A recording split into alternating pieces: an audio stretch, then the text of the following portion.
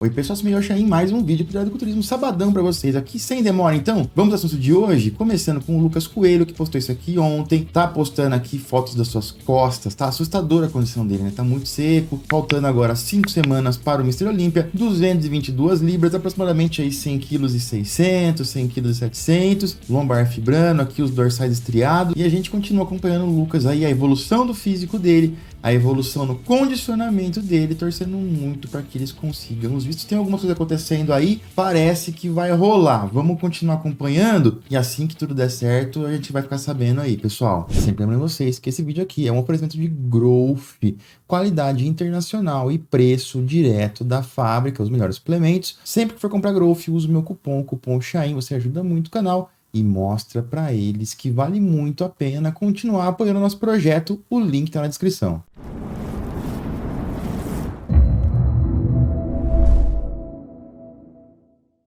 A próxima história de hoje é o Brian Jones, que tá figurinha carimbada aqui, né, cara? Mas como eu não falar dele, né? Ele fez um treino de braço aí, bicho, a parte superior dele é muito boa, né? Um físico muito impressionante. E depois disso, ele foi fazer umas poses. E a galera me marcou, mandou inbox, tirando o sal. Eu achei um pouco de sacanagem com isso aí, com o Brian Jones, porque, olha só, a parte superior dele é muito boa, cara. As costas são muito boas, largas, espessas. Só que a galera reclama muito da canela dele, da panturrilha dele, e muita gente me marcou falando que é tão fina a panturrilha dele que o pezinho do banco aqui conseguiu esconder, cara. Eu achei muita sacanagem. E a galera pergunta muito, na verdade, se não se julga mais as panturrilhas, né? Se é algo que elas não julgam realmente mais, faz tempo, na minha opinião, faz tempo que não se julga, porque a gente tem visto aí campeões e caras com excelentes colocações, inclusive no Olímpia, sem nenhum desenvolvimento na panturrilha. Mais uma vez, pra gente que é fã, que quer um físico estético, um físico bonito, falta a panturrilha, né, cara? Você vê ali, fica esquisito, não fica legal. Mas, aparentemente, a gente tem que entender o que os árbitros estão querendo, e aparentemente eles não tem julgado panturrilha, tendo em vista os resultados que a gente tem notado por aí. Teve um podcast lá na Nuremberg recentemente com o Kaique e a Ângela Borges. Enquanto vocês viram o Kaique falando, quero pedir pra vocês se inscrevam no canal, isso é muito importante. Tem muita gente que vê o canal não é inscrito ainda, às vezes tá vendo e esquece de se inscrever. Tem gente que é nova aqui, viu nossos vídeos uma das vezes, se inscreve. A gente sempre tem 2 ou 3 vídeos diários pra vocês com tudo o que há de mais recente no bodybuilding. O Kaique foi perguntado aqui pra ele se ele iria competir no Rio Expo Super Show em novembro. O Karen falou assim, ó: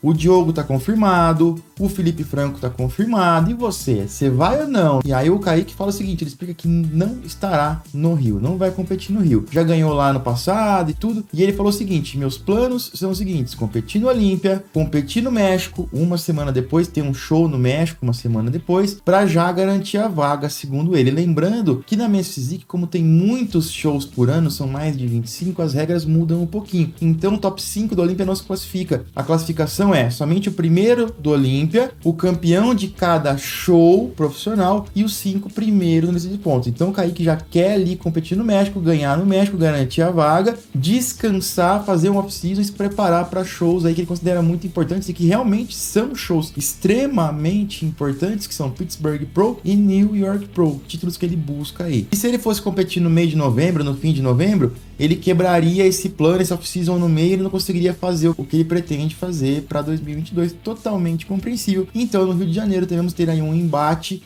Felipe Franco e Diogo Montenegro. Num recente vídeo também no canal do La Stronda, ele e o Felipe Franco conversam ali, o Felipe fala assim, cara, não sei se eu vou conseguir entrar, tem uma pequena chance de eu não conseguir, então não sei o que eu faço. E o Stronda fala o seguinte, cara, vamos tentar até o último minuto. Vamos pro México, a gente fica junto lá, faz a quarentena 15 dias. Chegou no México, conseguiu entrar no Olímpia, beleza, você vai entrar no Olímpia, e caso ele entre, aí a gente vai ter um embate entre Diogo, Felipe Franco e Kaique, os brasileiros ali, que vai ser bem legal. Mas caso o Felipe não consiga entrar, o Stronda sugeriu, cara, tem um show no México uma semana depois, faz o show no México. Então a gente pode ter alguns cenários possíveis aí. Primeiro, que Franco entra nos Estados Unidos e a gente tem o trio de brasileiros competindo um contra o outro no Olímpico, vai ser bem legal. O outro cenário, Felipe não entra nos Estados Unidos, a gente tem Kaique versus Diogo, falando em brasileiros, né, cara, pra gente ver aqui, que vai ser interessante ver esses pequenos embates aí, que são minigames dentro de um game maior, que é o Mr. Olympia. Então a gente teria ali no Olímpia, caso o Felipe não entre, Diogo versus Kaique, a gente pode ter uma semana depois, Kaique Kaique versus Felipe e em novembro Diogo versus Felipe. Aí um tira-teima entre os três. Isso é interessante, cara. Isso aí, de qualquer maneira, eu acho que o fã ganha muito, o público ganha muito e o nosso esporte ganha muito vendo esses caras tão bons e podendo competir um com o outro. Esses caras que têm um respeito muito grande, uma amizade ali entre si, uma camaradagem muito grande, poderão fazer grandes shows e dar um grande espetáculo para o público brasileiro, o que só engrandece o nosso esporte. Quero ouvir a opinião de vocês em relação a isso. Conta aí pra mim. O que vocês acham desses combates? Quem vocês acham que sai melhor em cada um deles? Falem nos comentários e vamos pro próximo assunto. O próximo assunto é um assunto polêmico, cara. É um assunto, enfim, complicadinho aí. O Max Charles, que é um cara que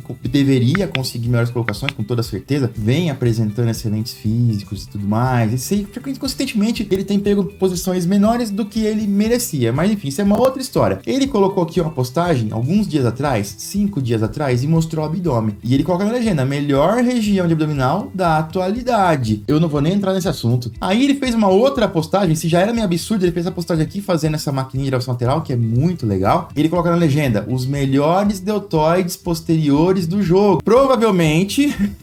Caramba, provavelmente os melhores de todos os tempos, Bebel Versol, certeza. Aí ele coloca aqui, se eu tiver errado, me fale. Pode ser até uma jogadinha dele ali pra conseguir mais engajamento, mas cara, falar que o deltoide posterior dele é o melhor da história, ainda mais quando você junta com esse deltoide medial, cara, que tem uma anatomia que não tem nada a ver com a normal. Vou pausar aqui. Olha só, cara, a espessura do braço, a altura do deltoide dele dá 2 braços. Não é a anatomia normal de um ombro, um deltoide, não é a anatomia. E só pra ter uma comparação, essa parte aqui, ó, é o deltoide posterior dele, cara. Compara com o resto. Olha só isso. E às vezes ela fala assim, você fala muito dos caras americanos e não fala dos brasileiros, que os caras têm isso, que tem aquilo e não sei o que lá. Mas, cara, olha isso aqui, não tem como não falar, é muito absurdo esse tipo enfim, de recurso aqui, e ele tá ainda por cima falando que é o melhor da história, cara, não tem como deixar passar isso. E quando a gente compara com outro cara, que é o Robert Teams, por exemplo, da Classic Physique, mas ele é um cara que possivelmente coloca muito pouca coisa nos ombros dele, tanto que tinha uma divisão muito clara aqui, ó,